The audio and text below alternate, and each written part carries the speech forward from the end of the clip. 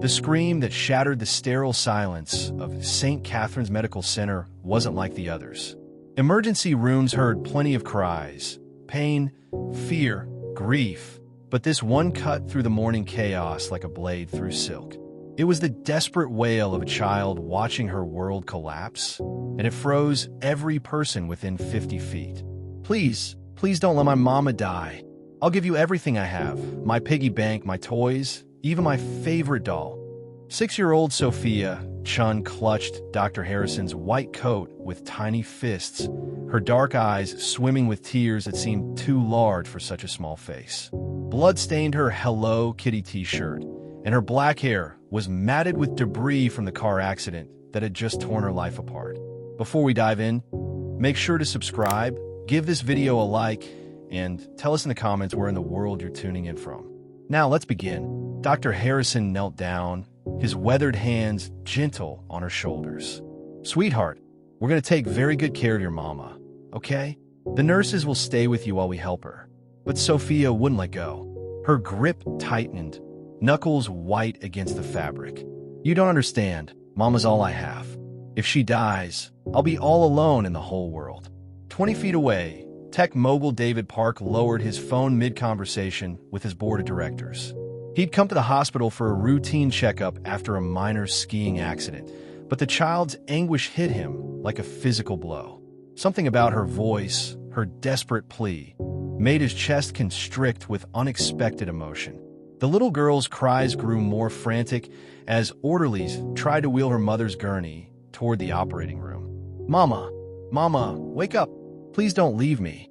David found himself walking toward the commotion, his expensive Italian shoes clicking against the linoleum. He had no idea what he was doing or why a stranger's crisis was pulling him in, but something deep inside demanded he act. As David approached, he caught a glimpse of the woman on the stretcher. Even unconscious and bloodied, her face struck him with jarring familiarity. The delicate bone structure, the way her dark hair fell across the pillow, it reminded him of someone from long ago, someone he'd tried desperately to forget. Sir, you need to step back, a nurse said, noticing his approach. Family only in this area. Aunt, David hesitated, then looked down at Sophia, who was now sitting on the floor, her teddy bear clutched against her chest as she watched her mother disappear behind surgical doors. I'm a friend of the family. The lie came easily, though David couldn't explain why. He'd built a tech empire worth billions, commanded respect in boardrooms around the world, but this 6-year-old's tears had undone him completely. Sophia looked up at him with swollen eyes. Are you going to help my mama? I'm going to try, David said, surprised by the conviction in his own voice. He knelt beside her on the cold hospital floor, not caring about his $1,000 suit. What's your name, sweetheart? Sophia Chun, she whispered, then added with heartbreaking formality, I'm 6 years old, and I go to Lincoln Elementary. Mama says I should always tell grown-ups my full name if I'm lost. Chun. The name hit David like a lightning bolt. Memories flooded back. College years, late night studying, a brilliant graduate student with kind eyes and dreams of changing the world through art therapy. Elena Chun, the woman who'd vanished from his life 12 years ago without explanation, leaving only a brief note saying she had to go back to China for family reasons. David's hands trembled as he really looked at Sophia for the first time. The shape of her eyes, the stubborn set of her jaw, even the way she tilted her head when thinking, it was like staring at his own childhood photos. Sophia, he said carefully, tell me about your mama. What's her name? Elena Chun, Sophia replied, wiping her nose with her sleeve. She's the best mama in the whole world. She works at the community center teaching art to kids, and she makes the yummiest dumplings, and she sings to me when I have bad dreams. The room spun around David. Elena was alive. Here. And this child, this beautiful, brave little girl, could she possibly be his daughter? Dr. Harrison emerged from the surgical doors 2 hours later, his face grim. David had spent the time in the waiting room with Sophia, buying her snacks from vending machines and listening to her chatter about her mama, while his mind reeled with possibilities. How is she? David asked, standing quickly. The The doctor glanced at Sophia, then back at David. Are you the father? The question hung in the air like a challenge. David looked down at Sophia, who was coloring in a book he'd bought her from the gift shop. If Elena was her mother, and the timeline matched. Yes, David said, the word feeling both foreign and absolutely right. I'm her father. Dr. Harrison's expression softened slightly. Mr. Park. David Park. Mr. Park, your wife sustained severe internal injuries in the crash. We've managed to stop the immediate bleeding, but she needs extensive surgery. The next 24 hours will be critical. Sophia looked up from her coloring. Is Mama going to be okay? David knelt beside her, taking her small hand in his. The doctors are working very hard to help her. She's strong, just like you. But what if she's not strong enough? Sophia's voice was barely a whisper. What happens to me if Mama goes to heaven? The question shattered David's heart. He pulled Sophia into his arms, feeling her tiny body shake with suppressed sobs. You'll never be alone, Sophia. I promise you that. No matter what happens, you'll always have someone who loves you. 3 days passed in a blur of hospital corridors, sleepless nights, and mounting medical bills. David had moved into a suite at the nearby Marriott with Sophia, buying her clothes, toys, anything she needed. But more importantly, he was learning who she was, this remarkable little girl who drew pictures of butterflies, insisted on saying thank you to every hospital worker, and asked 1,000 questions about everything she saw. On Thursday morning, a nurse approached David with a clipboard. Mr. Park, we need to discuss the financial arrangements.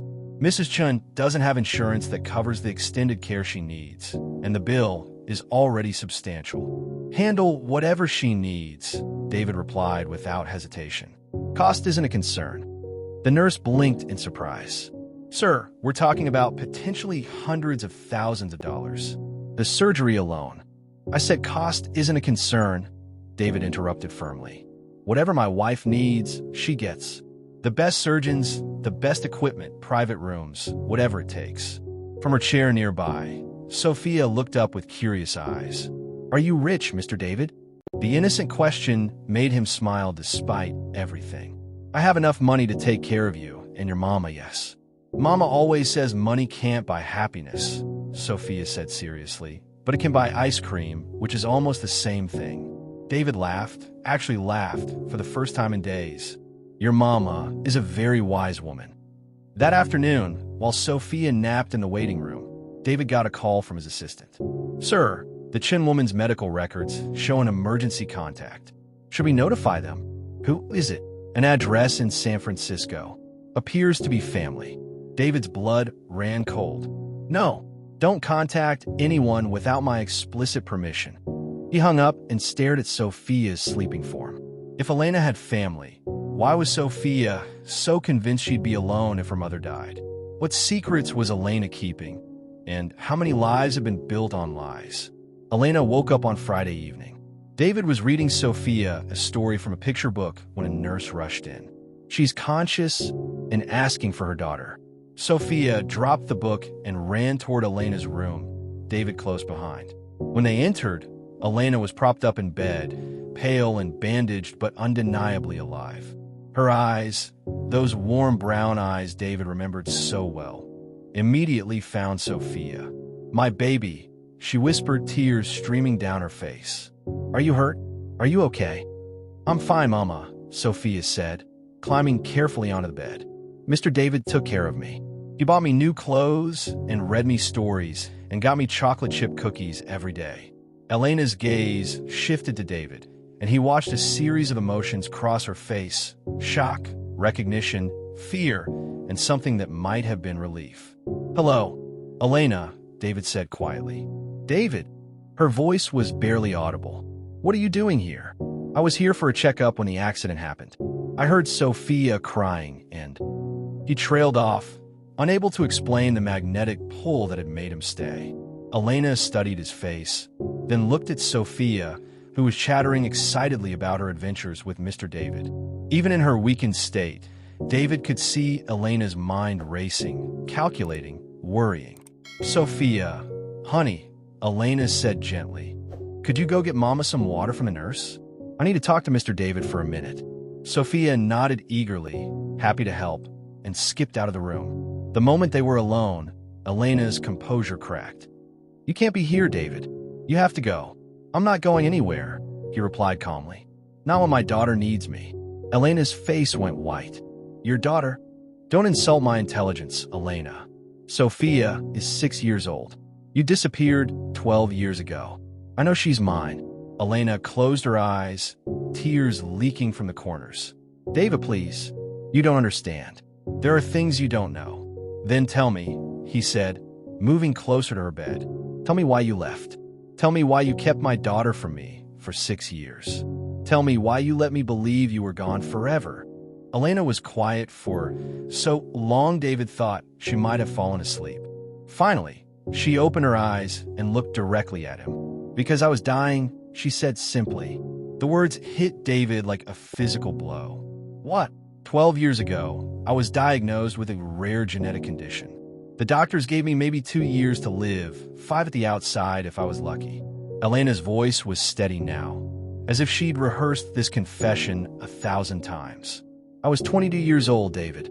We were planning our future together, talking about marriage, about kids. How could I saddle you with a dying girlfriend?" David sank into the chair beside her bed. "Elena, I thought I was being noble," she continued, bitter laughter escaping her lips. "I thought I was setting you free to find someone healthy, someone who could give you the life you deserved. So I made up the story about family in China and disappeared." "But you didn't die," David said, his voice hoarse with emotion. "No, the experimental treatment worked better than anyone expected. By the time I realized I might actually live, you'd graduated, started your company. I saw you in magazines, at tech conferences. You look successful, happy. I convinced myself you were better off without me." And Sophia? Elena's hand moved protectively to her stomach, a gesture David now realized was habitual.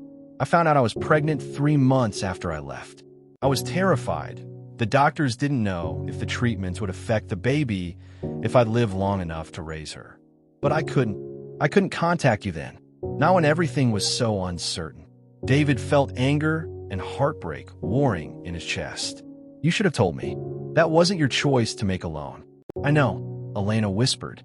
"I know that now. But I was scared and alone and trying to survive day by day. And then Sophia was born, perfect and healthy, and I fell in love with being her mother. The years just kept passing." "You've been healthy for years," David said, not accusingly, but with deep sadness. "You could have contacted me anytime. How do you tell someone you fake your death for their own good?" Elena asked. "How do you explain that you kept their child from them because you thought you were being heroic? The longer I waited, the more impossible it became." Sophia's laughter echoed from the hallway, where she was apparently charming the nursing staff. Both parents turned toward the sound. "She's incredible," David said softly. "Smart, funny kind. You raised an amazing little girl, Elena."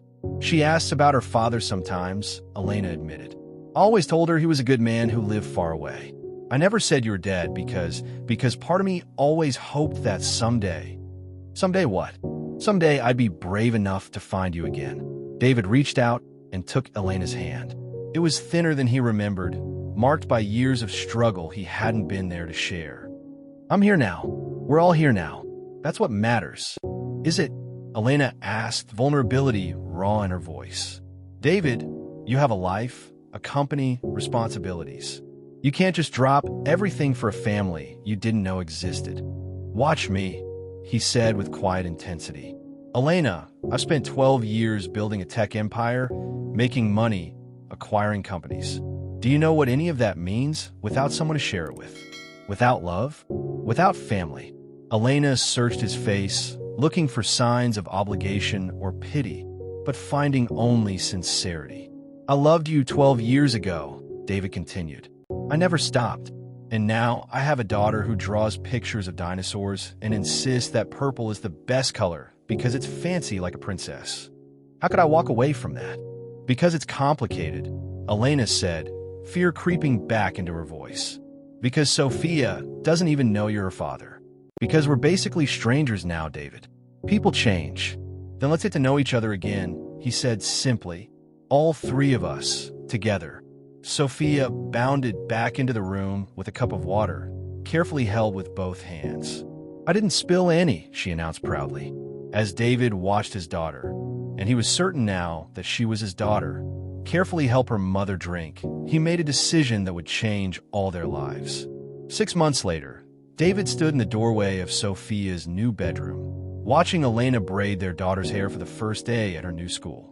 Sunlight streamed through the windows of their house in Marin County, illuminating a room filled with Sophia's artwork, her growing collection of books, and yes, more stuffed animals than any 6-year-old reasonably needed. "Daddy, do you think the kids at my new school like my drawings?"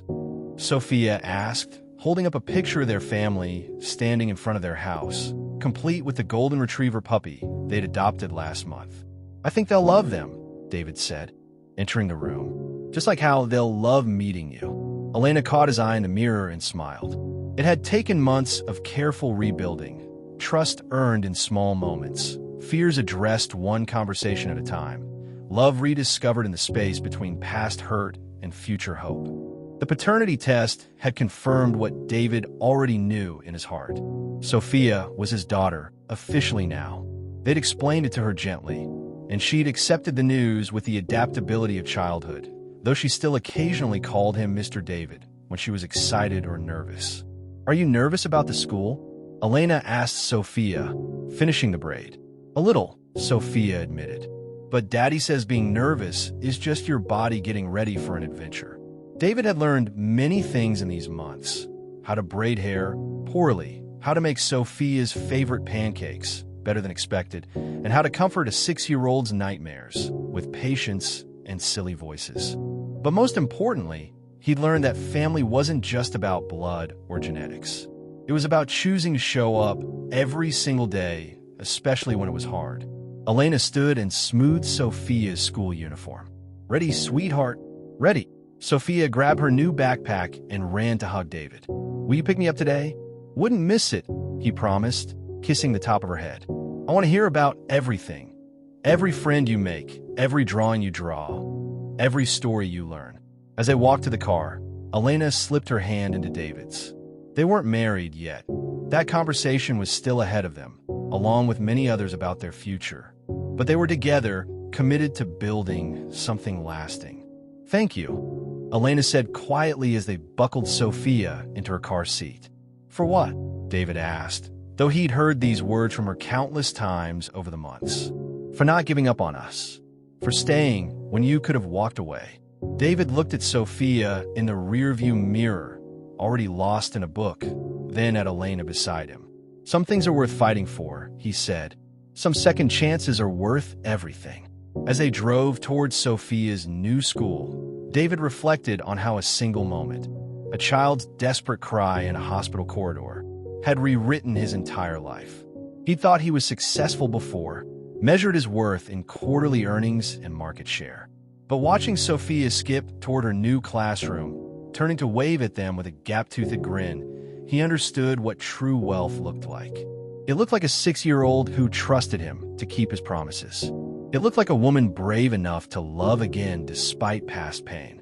It looked like ordinary moments made extraordinary by the people you choose to share them with. That evening, as David tucked Sophia into bed, she looked up at him with serious eyes. "Daddy, are you going to stay forever? Like, even when I'm grown up and old? Even when you're old and gray and telling your own children bedtime stories," he promised. "I'll always be your daddy, Sophia. Always." She smiled, satisfied, and closed her eyes. "Good, because I love you. I love you too, sweetheart, more than all the stars in the sky." As David quietly left Sophia's room, he found Elena waiting in the hallway. Without words, she took his hand and led him to the balcony overlooking the bay.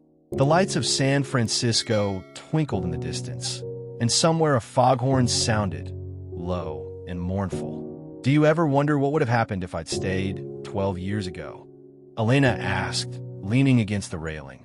David considered the question seriously. "We probably would have struggled more, made different mistakes. I wasn't ready to be a father then. I was barely ready to be a man. And now I know that the best things in life aren't planned. They're recognized. And when you recognize them, You fight for them with everything you have. Elena turned to face him fully. David Park, will you marry me? The proposal caught him completely off guard. He stared at her, speechless. I know it's supposed to be the other way around, Elena said, suddenly nervous. But I spent 12 years running from love. I don't want to waste another minute waiting for the perfect moment or the perfect circumstances. I want to marry you because I love you, because Sophia loves you, because we're already a family in every way that matters. David's answer was a kiss that tasted of second chances and new beginnings. When they broke apart, Elena was crying, but her tears reflected the city lights like fallen stars.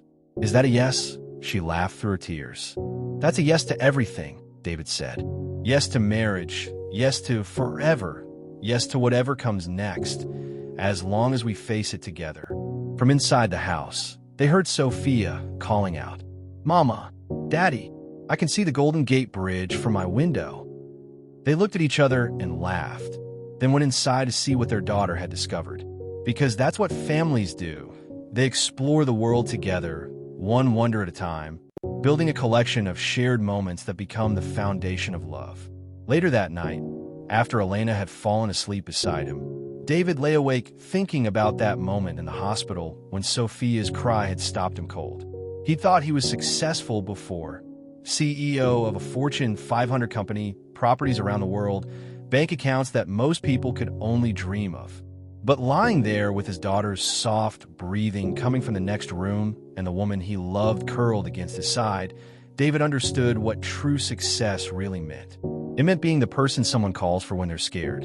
It meant showing up, especially when it's inconvenient. It meant loving so completely that you're willing to rebuild your entire life around that love.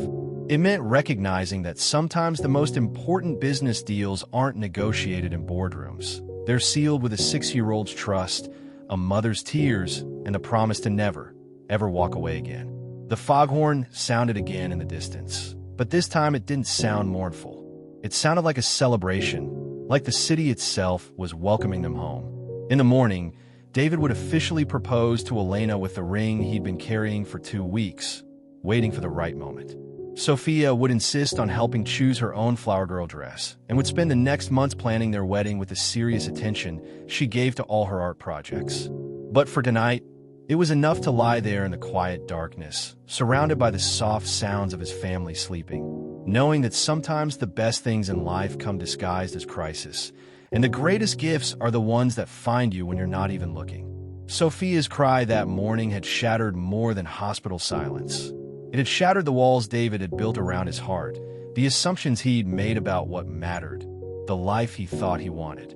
In return, it had given him everything he never knew he needed. A daughter who saw magic in everyday moments, a love that had survived 12 years of separation, and the humbling, terrifying, wonderful responsibility of being someone's whole world. Some treasures aren't buried in the ground. They're hidden in plain sight, waiting for the right moment to reveal themselves. And sometimes all it takes is a child's desperate plea to unlock a future you never imagined possible. If this story touched you, don't just let it end here. Share it with someone who needs hope today, and subscribe so you never miss more stories that remind us of the power of compassion and resilience. Together, let's keep spreading kindness, one story at a time. See you in the next video.